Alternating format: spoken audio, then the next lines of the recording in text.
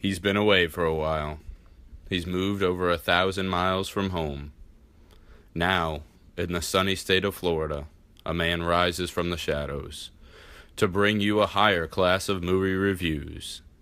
His name is Andrew Cavanaugh, and this is Cavanaugh's Corner.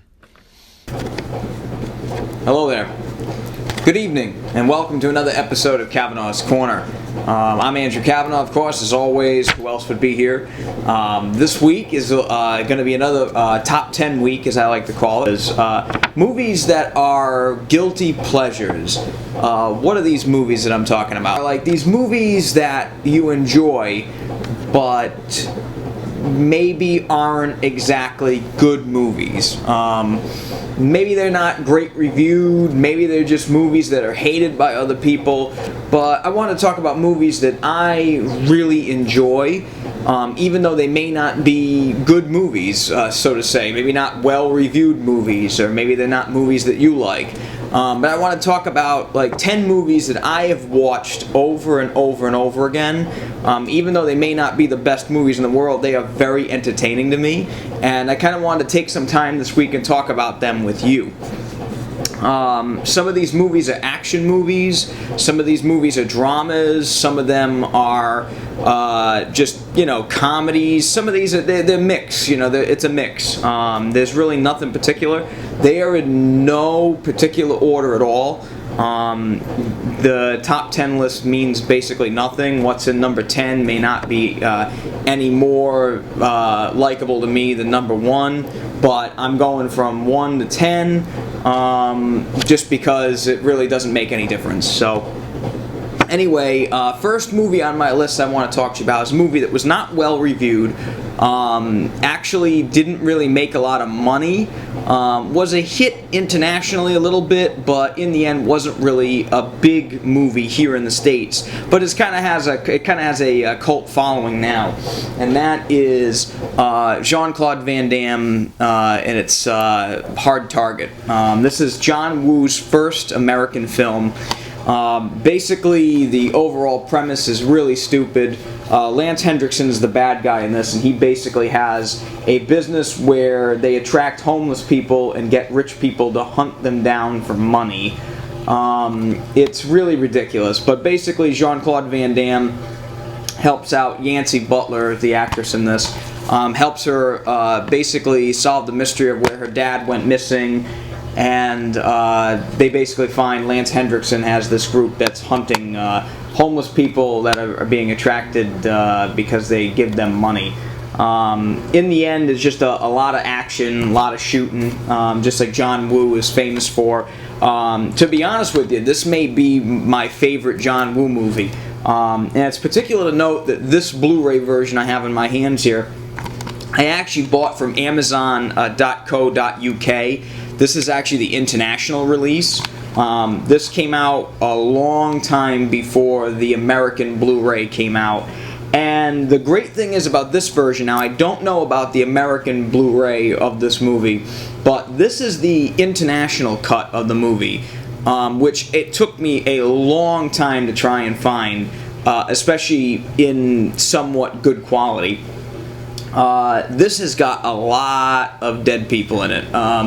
There is a lot of shooting going on in this movie. I mean, a lot of shooting going on.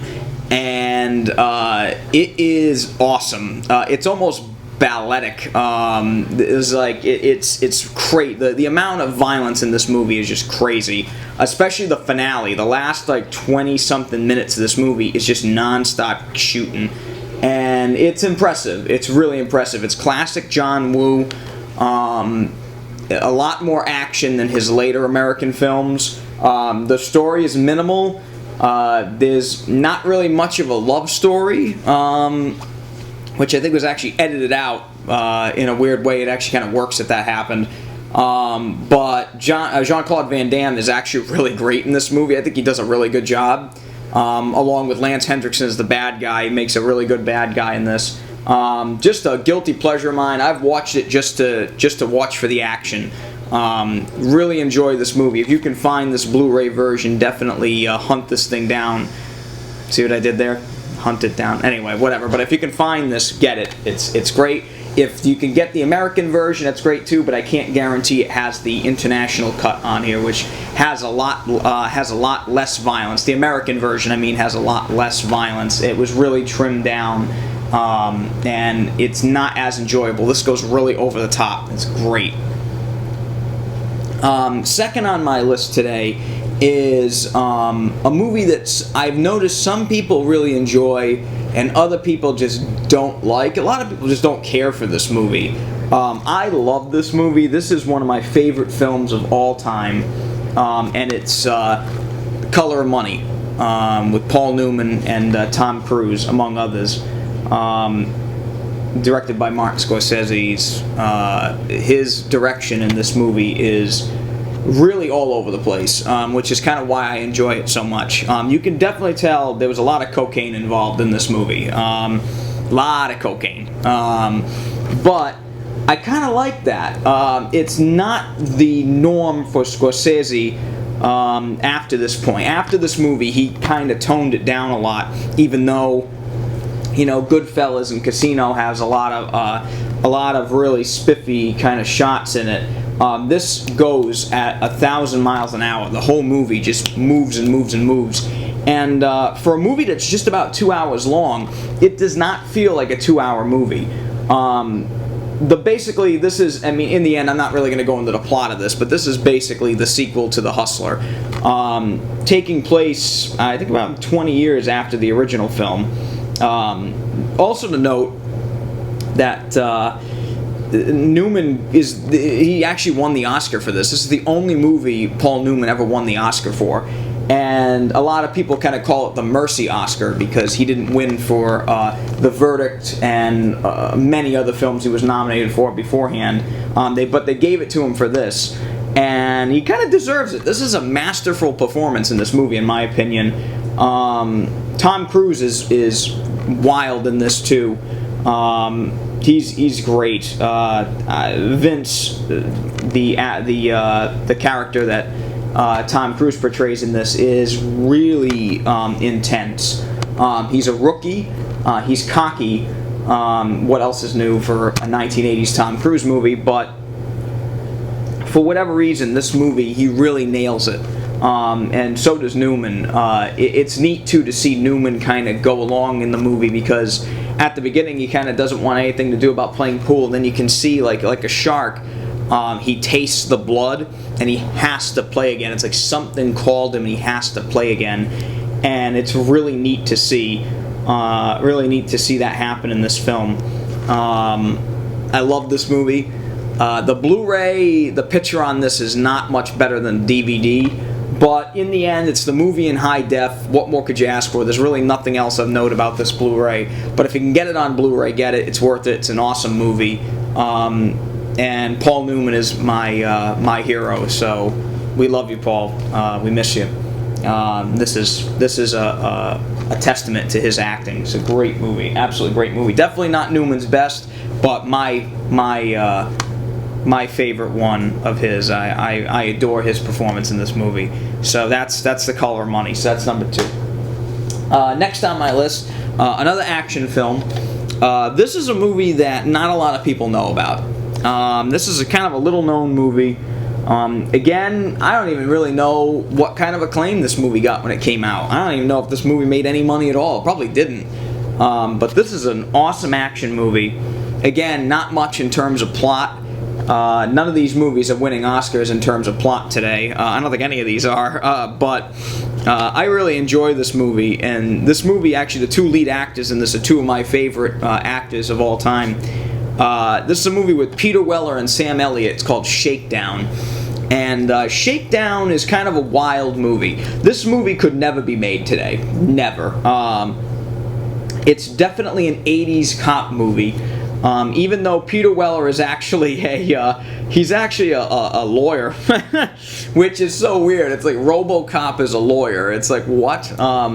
RoboCop's a lawyer, and Sam Elliott, the cowboy, is a New York cop. It's like, who the hell thought of this? But it's a great movie. Basically, Peter Weller plays a lawyer that's defending a guy that shot an undercover cop, and his whole thing, you kind of find out as the movie goes on, is that, it was a crooked cop that got shot, and kind of deserved it. But yet, Dalton, the character played by Peter Weller, has to kind of defend him and prove that he's innocent, even though he did kill someone. It wasn't self-defense.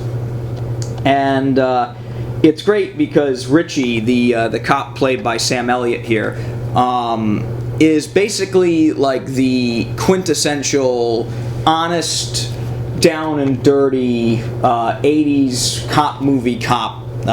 You could almost copy and paste him in any movie and it would still work, but for whatever reason, these two guys have a great back and forth in this movie. They are great together. They have wonderful chemistry in this movie, and their friendship is never really explained. It's already they're just friends right from the beginning of the movie, and it works really well for whatever reason. Even though the plot of this movie is terrible, basically it goes between a court drama and like an out-and-out ridiculous action movie. But the thing that's to note is this was basically almost entirely filmed in New York City, and that ain't never gonna happen again.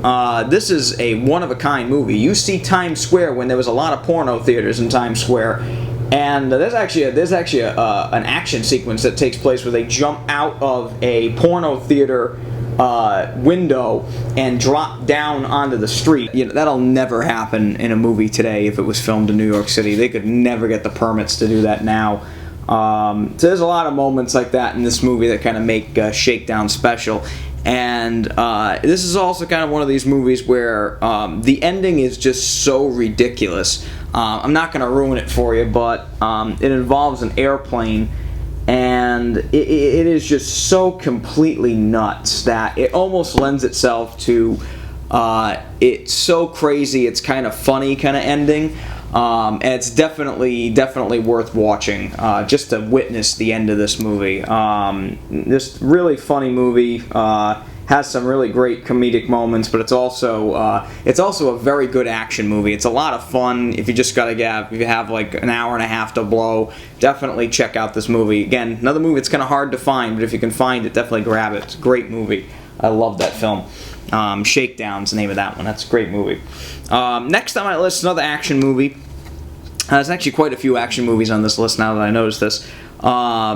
But these are all movies, again, that had totally no redeeming qualities to them, but I enjoy them just because they are what they are. And this one right here this is a 2-pack for Blu-ray, but both of these movies could actually be tied for the same place here, really. But the one I'm going to focus on right here is the Last Boyscout, with Bruce Willis and Damon Wayans. Now, Bruce Willis has kind of made a career out of playing cops that are like down on their luck or out on their own or something like that, starting with Die Hard. But this movie here was, again, one of these movies. It came out in the very early 90s. I think it was like 91 this movie came out. And it is one of these movies where, again, it's got big names attached to it. Tony Scott is the director of this one, and he did a great job with this. The look of this movie is spectacular. I think it's actually one of the most beautiful movies in terms of action movies ever made. It just looks incredible. It has a really smooth kind of look. It's smooth yet grimy, which is really wild. And I love that. Tony Scott could do that look really well. He could make it look beautiful and also make it look very kind of dark. And I love this movie. It's really great. It's a Joel Silver action movie, so there's going to be a lot of shooting. A lot of explosions, but this movie is interesting because it's a mystery movie, kind of, but also it has to do with football, which is something that a lot of movies don't even venture or try to deal with. It has to do with professional football, and it's kind of an interesting mix where it's just a very manly kind of action movie. It's nasty as hell. It's very mean-spirited, which turned off a lot of people. The violence is very nasty, and supposedly was edited down slightly for release because it was just so nasty. It's so intense. Again, by the end of this movie, a lot of dead people. A lot of these movies, actually, a lot of these action movies I'm mentioning have a really high body count. This one is no different. This was no different from any of the other ones. But something about this movie, there's a lot of really great one-liners in this movie. Partly because it was written by Shane Black, who also did like Lethal Weapon. Most recently, Kiss Kiss Bang Bang. He is just a great writer of action movies. He can write dialogue for action movies and just dialogue in general. That's just really impressive. In this movie, the one-liners just are like fast and heavy in this, and I love it because Bruce Willis, in my opinion, is like one of the kings of the one-liners. Like, he has just got such a dry delivery in this movie that he just rocks it the whole movie. Damon Wayans is just as fast, he makes for a great pair in this. And again, there's a lot of action in this movie, and I really enjoy it. This is one of these movies where, again, just kind of throw it on, have a good time, don't take it too seriously, and I think you'll really enjoy it. So definitely check that out. That's The Last Boy Scout. Great movie. Looks great on in high def too. So definitely check that out. Movie that has aged well. Next on my list, another action movie. Again, a lot of action movies today. This one here is another movie that was very badly received when it came out, and also not a lot of people care for this movie, I guess, but I really enjoy it because it is what it is. Again, it's just an action movie. It knows what it is. It doesn't make any qualms about it. And it's also another one of these movies where it's a buddy kind of movie, just like the last couple were that I talked about. And it really is mean-spirited for the most part. The main characters of this movie are not appealing at all. I'm not really making a case for this movie right now, but it really is one of these movies where I just enjoy it because it is what it is, and I've probably gotten accustomed to it, but I enjoy this movie. It's called Red Heat, and this is with Arnold Schwarzenegger and James Belushi, and I really enjoy this movie. Basically, the premise for this is Arnold Schwarzenegger is a cop from Russia, and Jim Belushi is a cop in Chicago, and Arnold has to come to America to find this guy that killed his partner is also making a big drug deal with this gang that's in Chicago, and this is a really great movie in terms of action. I think the shootouts in this movie are really well filmed, and that's partially due to it being directed and produced by Walter Hill, who did 48 Hours, Extreme Prejudice.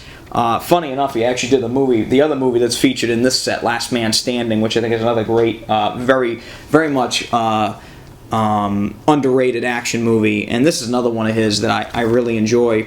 Funny enough, a lot of people just say this is like almost like this is like 48 hours and a half. It really does feel like another 48 Hours movie, only with different characters. Very enjoyable movie. I love the music in this movie, even though basically the music in this movie is the theme from 48 Hours. I just find it so funny that this movie literally is almost like a copy and paste from 48 Hours, but the action sequences in this are great. Like I mentioned earlier, the shootouts in this are awesome. The finale, Schwarzenegger actually and the bad guy chase each other with buses. And they actually end up playing chicken with buses. And it's just so damn manly. Something about it is just like, it's just this machismo that you just don't get a lot in a lot of today's action movies. It's just totally unapologetic, and I love it, even though it is kind of a mean, nasty movie. But one thing to note, the Blu-ray of this movie is actually really fantastic. They really did a good job with adding a lot of special features.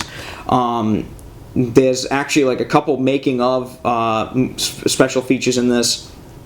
They do an interview with the guy that plays the bad guy in this, Edo Ross, who is another very underrated actor. He's been in a lot of movies, and if you look him up, you see a picture of him, you probably know who he is. I give you the name, you probably never remember, but he is the bad guy in this movie, and he does a great job. Funny enough, Schwarzenegger's Russian accent is not so great. But Edo Ross's accent in this is like spot on. Like he's awesome in this. And again, not the greatest of movies, but I really enjoy this movie. I like to call it, basically, it's 48 hours on steroids. No offense to Arnold, but he's really huge in this movie. But he does a great job. Again, this is one of my favorite Arnold Schwarzenegger movies. It's also one of my favorite buddy cop movies of all time, even though the buddy cops really don't get along throughout the entirety of the film. But I really enjoy it. I really, really enjoy that movie. Definitely one to get on Blu-ray if you like it too. Next one on my list is not really an action movie. I guess you could call it part action movie. But it's more of a drama love story more than anything, and that is the Bodyguard with Kevin Costner and Whitney Houston. And I know what you're going to say. Why the hell is this movie on your list here, Andrew? And it's because I remember when this movie came out. I was very young. It came out in '92, I think. Let me see here. Yeah, it came out in '92, and this was the biggest friggin' movie of all time when this came out. This movie broke every record known to man, and yet it got really, really bad reviews, which is kind of incredible today. You could even say it's almost like the Batman vs. Superman of its time. Like, it did not get good reviews at all when it came out, but yet everybody went to go see this movie because of the actors that were in it, and the fact that Whitney Houston was in this. Because I think this is her first, this is the first movie she ever did. And to be honest with you, she's not that great in it. She's okay. She's there to sing songs and be a singer, and she's acting in this movie as a singer. So it kind of comes second nature to her. But her and Kevin Costner in this movie, in my opinion, their chemistry in this movie is, I don't know. It's not that great. It's not that great. And again, a lot of people, hated this movie because they watched it and they said these guys don't have any chemistry whatsoever. And they kind of do and they kind of don't. I watched this movie because I love Kevin Costner's part in this movie. For people that don't know about this film, The Bodyguard was actually originally going to be filmed in the 70s. This movie was actually written by Lawrence Kasdan, who also wrote most of the Star Wars movies, including Empire Strikes Back and Return of the Jedi, along with The Force Awakens now. But also, this movie was written way back in the 60s and was supposed to be starring Diana Ross and Steve McQueen. And, obviously that didn't happen, so they made this movie in the early 90s with Kevin Costner and Whitney Houston. And if you watch this movie, if you pay attention, if you actually can see it in the cover here, if you kind of look, Kevin Costner is sporting Steve McQueen's haircut. It's not a surprise that he's playing this movie as if he's playing Steve McQueen playing the part in this movie. And that's kind of incredible to me. As an actor, that's weird. But he does it in this movie. If you watch this movie closely, he really is doing Steve McQueen in this movie. That's the character he's playing. He's playing Steve McQueen playing this other character. And in that weird way, his character in this movie works really well for whatever reason for me. He's just a perennial badass in this. He's not a big muscular guy. He's not even really a tall guy. But like he says in this movie, he was fast. And you can tell that Kevin was working on this when he was doing this movie, because he's a fast dude. And you can tell that not many times in this movie he's using a stunt double. It's Kevin Costner. Actually, the one thing about this movie that I love more than anything is Kevin Costner's line delivery in this is so deadpan, and it's done. I think he did that on purpose, or he just wasn't even trying. But for whatever reason, I enjoy that about this movie. One thing about Frank Farmer, the character that Costner plays, is that he's kind of been there, he's done that. He's guarded the president, and now he's this bodyguard that guards, famous people or important people. And in the end, he falls for Whitney Houston in this. And yet, he's very much, very rigid. He's a rigid character. And I like that about this movie, because you can kind of tell when he's not very comfortable doing things, or when he's on edge. You can tell in this movie. And Kevin also in this movie has what I think is the most cold-blooded line ever delivered to a woman in in film history. I mean, there's a part in this movie where he's at a party in I think Miami for Whitney Houston, and there's a woman that walks up to him and she says, "I've been watching you from across the room all night." And Kevin Costner doesn't miss a beat. He just looks at her and he says, "Why don't you go back over there and keep watching?" And it's like, oh my god, it's such a, oh man, like, who else could get away with shit like that other than Kevin Costner? And this is when he was big box office gold at this point. He had just done Dances with Wolves and won every Oscar known to man for that. So this was kind of his next venture after that, and it made a lot of money, but critically didn't win anybody over. But I enjoy this movie. I love this movie. I've seen this movie many times, and yes, I know it's technically a chick flick, but you know what? I love it, and I don't give a shit. So say what you will. The Bodyguard rocks. I love this movie. Next on my list is another pretty much out-and-out action movie. This may be the dumbest movie on my list. I'm pretty sure it is the dumbest movie on my list. But it's one of these movies where it's just so bad it's good. There's one other movie on my list that I like to say it's so bad it's good, but this is one where if you've seen it, you know this is not a good movie. This is a terrible movie, but something about it is very charming, and it's Death Wish 3. And I know, I'm sorry. There is no redeeming qualities about this movie. This movie sucks. It's terrible. Basically, this is one of these movies where it's a series where they shouldn't have made a second one, but producers Golan and Globus, who made the Canon film group, production group, just thought, hey, you know what? If we can make a second movie out of this series, which really didn't call for a second movie, we can make some money on it. And you know what? They were right. Death Wish 2 came out, I think the early 80s. It was like 1980 or something. Yeah, it could have like 1981 or 2 or something. And it made a lot of money, even though it was made on like a shoestring budget. And you know, Charles Bronson basically just is back and just killing more people. Because his family gets attacked again, only that time in Los Angeles, and it's just ridiculous. It's just, you know, all it is Charles Bronson walking around shooting people. That's the whole movie. That was Death Wish 2 is not good. I don't actually like Death Wish 2. It's and I don't mind nasty movies, but it's almost too nasty for me. It almost feels dirty, like you're watching it. It just doesn't feel like a good movie to watch. This is something else entirely. This movie here is such a piece of shit that it's entertainingly bad. It's almost like watching a train wreck. You can't look away from this movie. This one here, he's back in New York to visit his friend, who of course gets killed by these thugs, this gang that's taken over his old New York neighborhood. And what does Paul Kersey do? What does Charles Bronson's character do in this movie? He goes and he kills everybody. Literally just kills everyone. Everyone in New York is dead by the end of this movie. No, I'm just kidding. He doesn't kill everybody, but the entire gang in this movie is dissipated and annihilated by the end of the film. One thing I love about this movie is that midway through the film, Charles Bronson mail orders...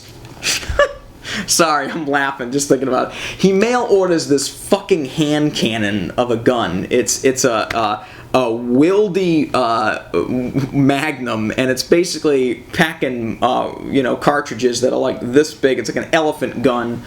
And he's literally setting robbers up in this movie with like a camera. He's like swinging a camera around waiting for somebody to mug him just so he can shoot them.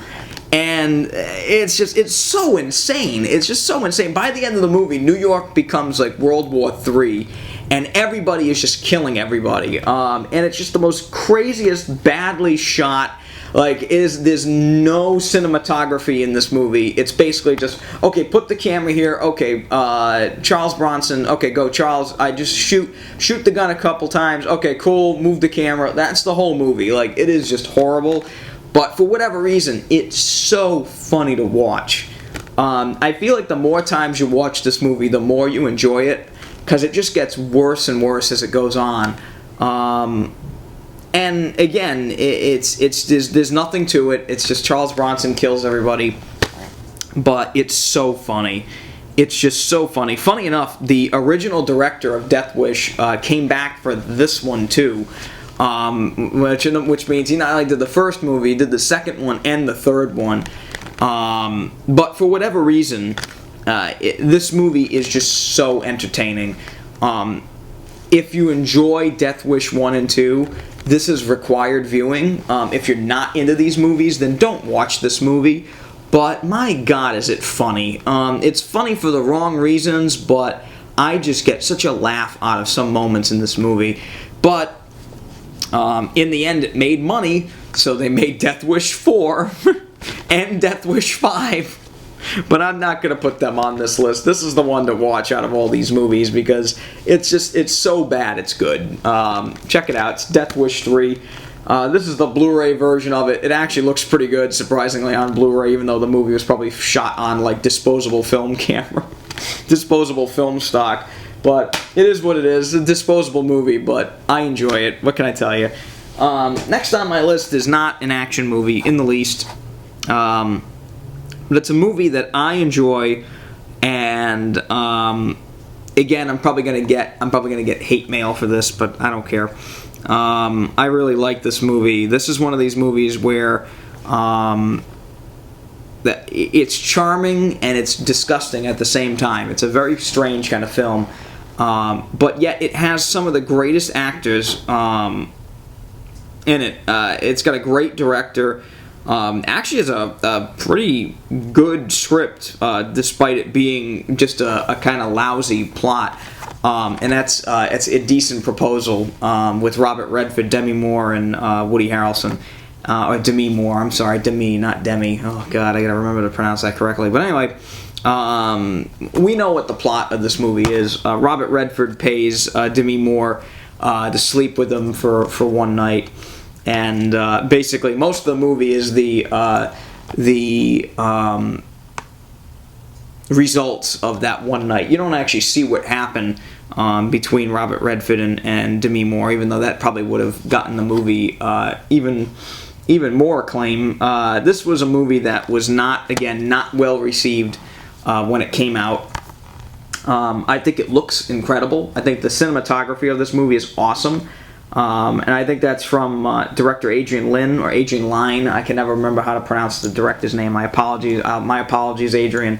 But Adrian also did Fatal Attraction and Flashdance, and it shows. He has a great eye for things. And I think my favorite movie of his is actually Jacob's Ladder, which is the most horrifying movie ever made, in my opinion. That is one of the scariest fucking movies ever made.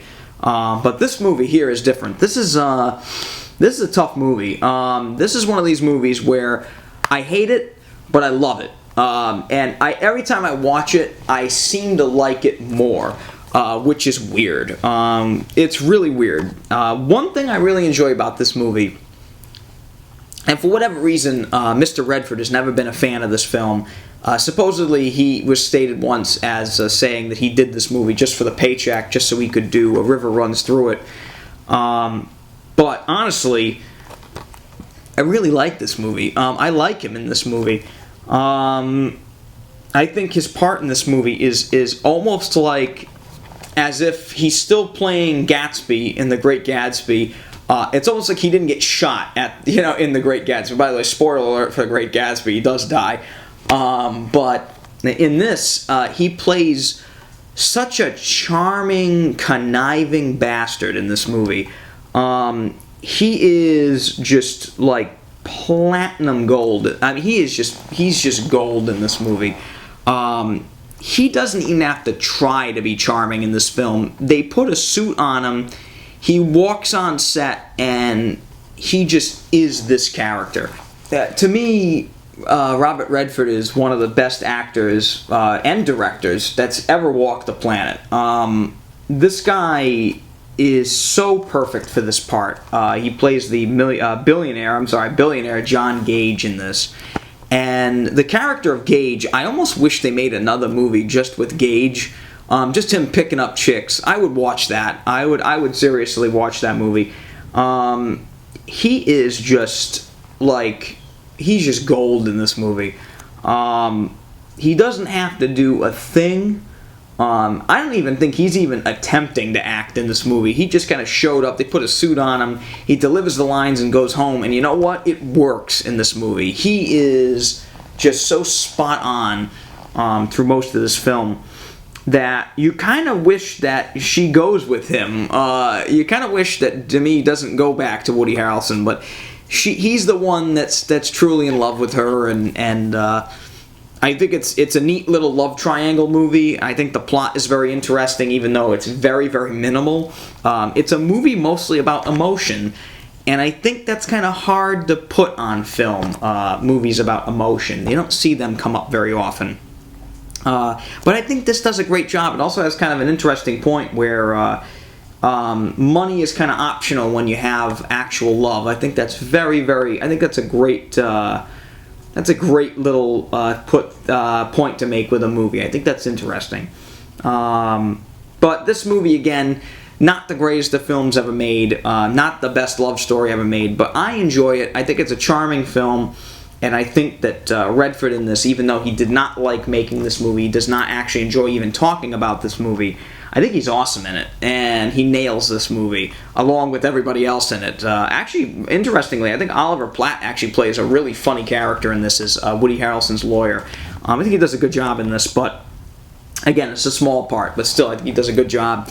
And again, if you get a chance to pick it up, definitely watch Indecent Proposal if you haven't seen it. If you have, you know what I'm talking about with this movie. Again, you know, it's almost a classic in its own right now, but to me, this is one of the better movies to come out of the '90s, and definitely got some steamy scenes in this. But in the end, it stays classy. It's not a nasty movie, but I enjoy it. So it's Indecent Proposal.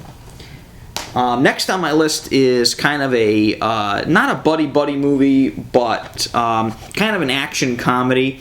Again, a movie that I don't think was very big when it came out. I was not around when this movie came out, but I think that it probably should have gotten more recognition than it did. I think the movie actually did get very good reviews when it came out, but it did not. I don't think it was very. I don't think it was a big moneymaker, as far as I know. It may have been. Again, I'm not sure, so don't quote me on that. But the movie I'm talking about is Midnight Run, with Robert De Niro and Charles Grodin. And this movie is this is a lot of fun. This movie is a lot of fun. This is from the same director that did Beverly Hills Cop, Martin Brest. And I think this is actually one of the better kind of like, I don't want to say like road movies. Not really a road movie, but it's a great kind of on-the-run movie. Basically, Robert De Niro is a bounty hunter that has to go after Charles Grodin, and as he grabs Charles Grodin, not only is he hunted by authorities, by the cops and the FBI, but he's also after, the mob is actually after Charles Grodin. They want to kill him. And that kind of adds like this real suspense part to the movie. There's a lot of really good scenes of action in this film. I enjoy Robert De Niro in this movie a lot. Robert De Niro gets to kind of be unplugged in this movie. And De Niro is one of these actors where you're used to him being very intense. And he actually is kind of intense in this movie, but he's intense in a different way. He gets to be comedic in this.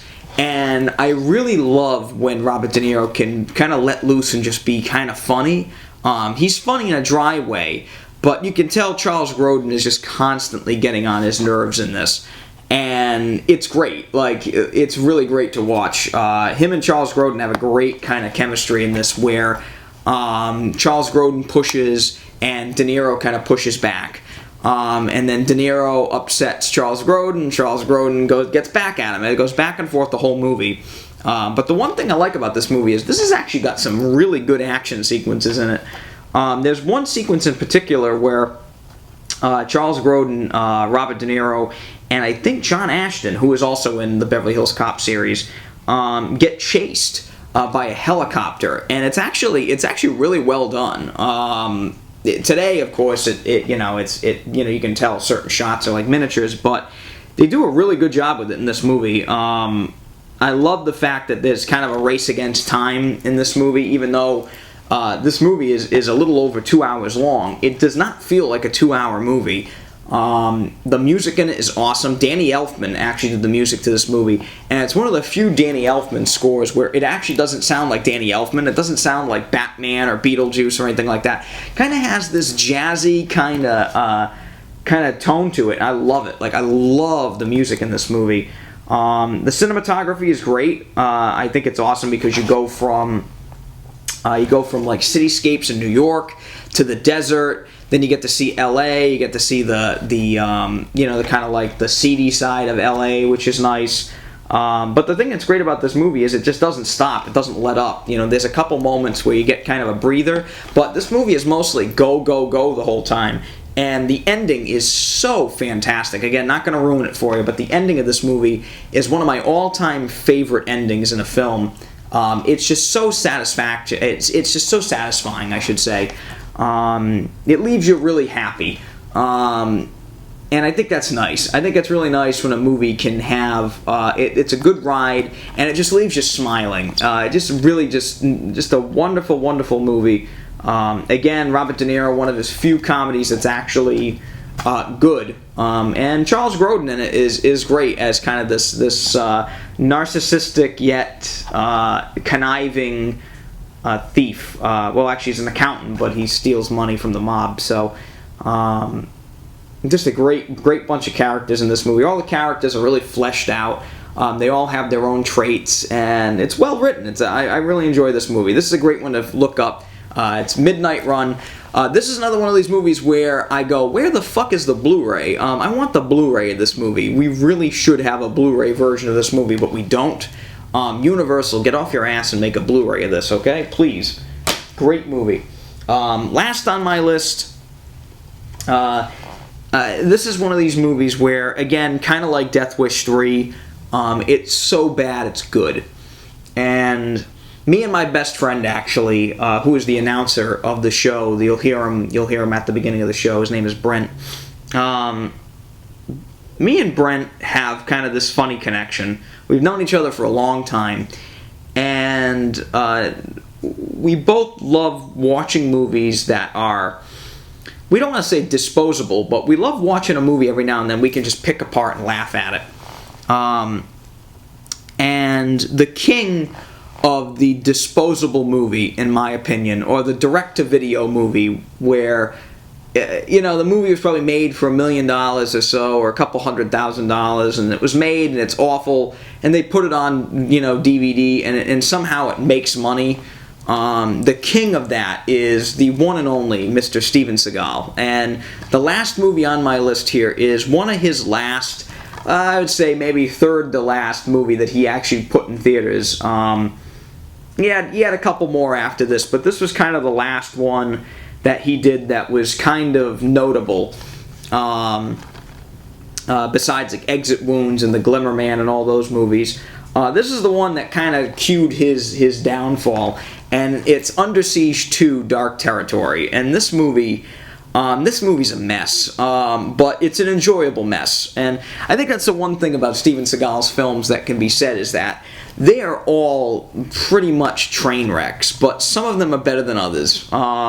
I love the original Under Siege. I think that's one of the best action movies ever made. Actually, Steven Seagal is one of these rare guys where his first movie is actually one of his better films called Above the Law, and both of those movies had director Andrew Davis behind the camera, and he provides so much to a film. I really am a big Andrew Davis fan.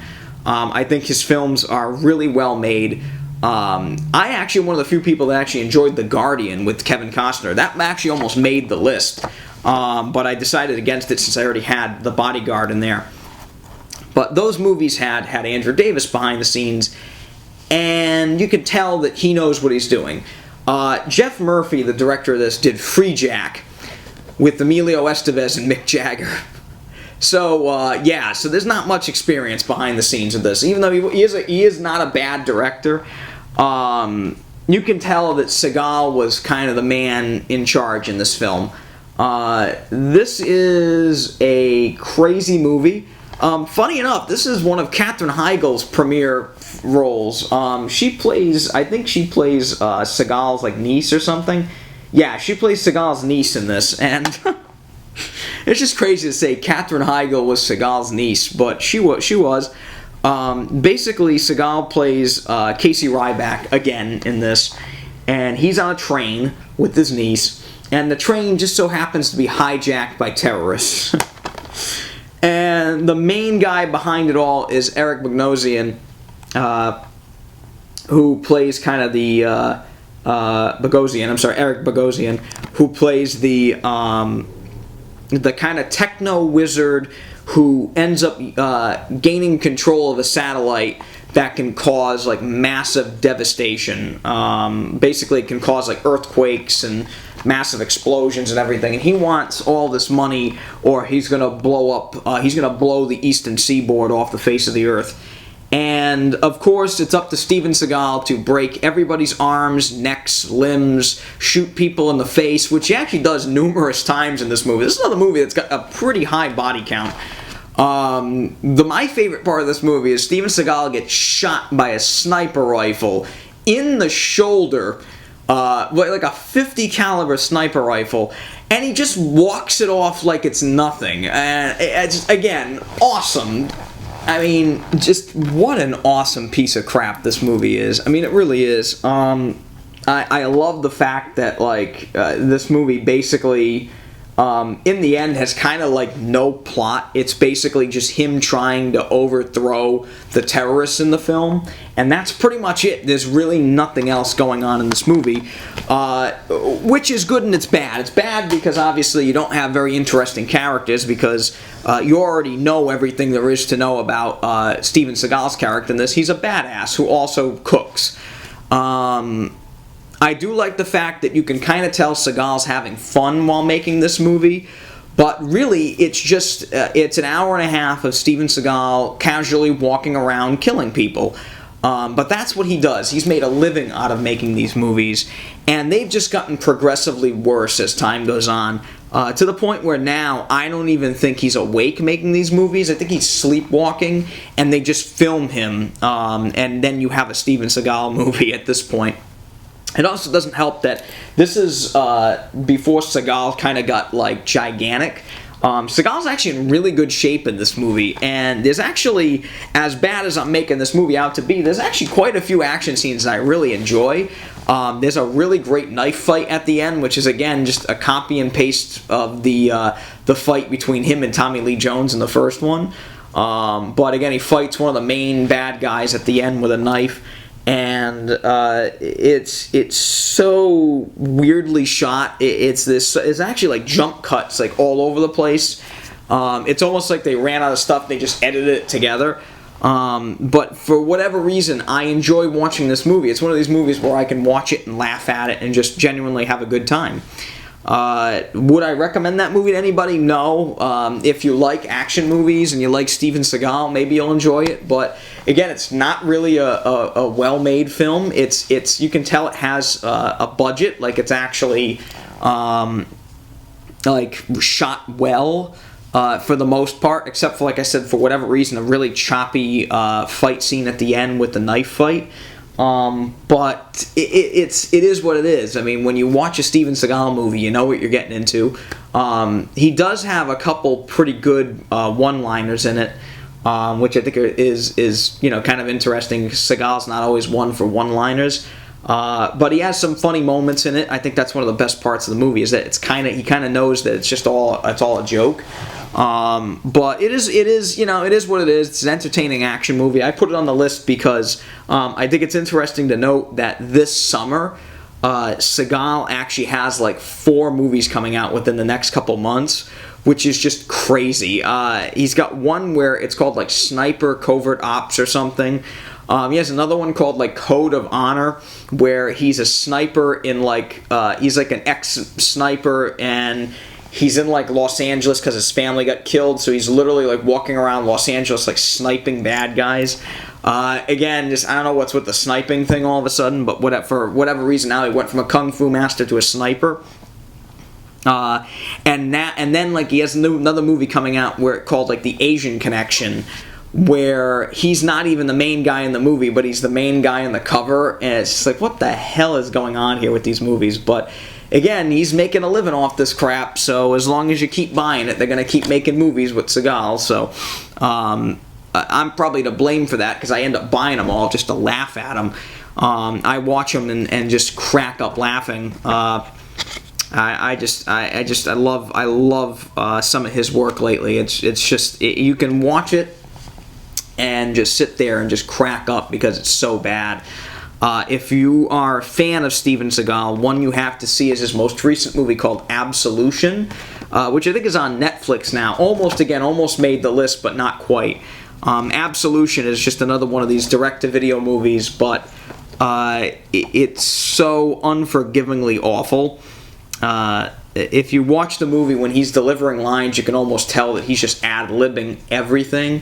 He has a sentence in the film where he delivers the line, we're going to go to the club and, relax and lay low. We're ghosts, always ghosts. And that has nothing to do with what actually is happening in the scene. It's comedy gold for all the wrong reasons, but anyway, to recap my list, we had Hard Target, we had The Color of Money, Shakedown, The Last Boy Scout, Red Heat, The Bodyguard, Death Wish 3, Indecent Proposal, Midnight Run, and Under Siege 2. So that's my top 10 guilty pleasures list. Again, these are movies that basically have little or no redeeming quality, but I enjoy the hell out of them. They're a lot of fun to me. I'll go back and rewatch these movies just to have a laugh or just to have a good time. I hope you enjoyed the list. Next week on Cavanaugh's Corner, we're going to be talking about 2 recent Blu-ray releases that are pretty big in my book. I'm in the process of getting through all the special features and stuff right now, but it'll be up next week. We're going to be talking about The Hateful Eight on Blu-ray, and we're going to be talking about what I consider to be the best film of 2015, Star Wars: The Force Awakens. So I am very excited for that. We will be talking about that next week. I'm going to be talking about in-depth in the Blu-ray, how the movies look, the special features, everything. We're going to be talking about all that. That's coming up next week. Until next time, I'm Andrew Cavanaugh. Thank you for tuning in to Cavanaugh's Corner. And as always, keep reaching for the stars, and so will I. Good night, everybody.